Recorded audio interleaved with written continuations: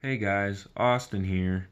Alright, so for the first question, use the concept of colorism to explain why some employers prefer to hire lighter skinned people of color over darker skinned people of color.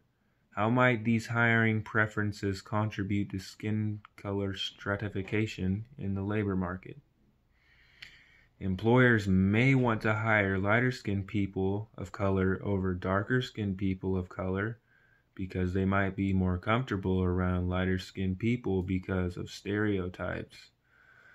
Other than that, the book doesn't really talk about why a person would prefer a lighter skinned person over a darker skinned person, but based on studies, that's what happens.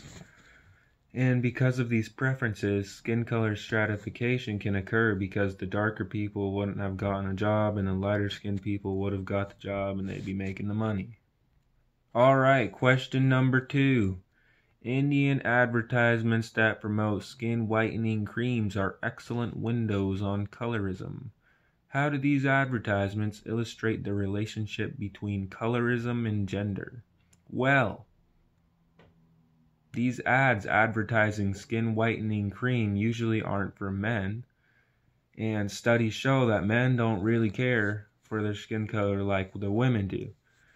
And on page 129, the author talks about a team who interviewed 42 women to ask why they use these products, and 3 of the reasons have to do with colorism.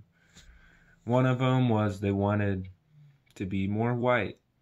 Another one was to attract men, and another one was to impress peers.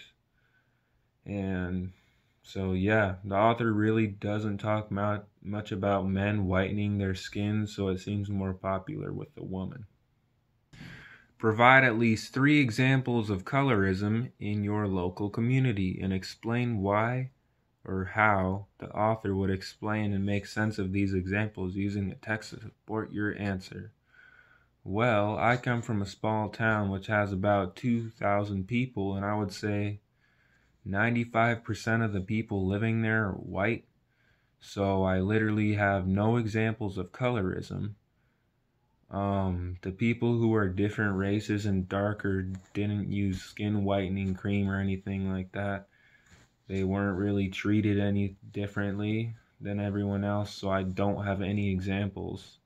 Is the professor expecting us to come from a racist town? Because a lot of people going to this school come from small towns in eastern Washington, and they don't really have diversity.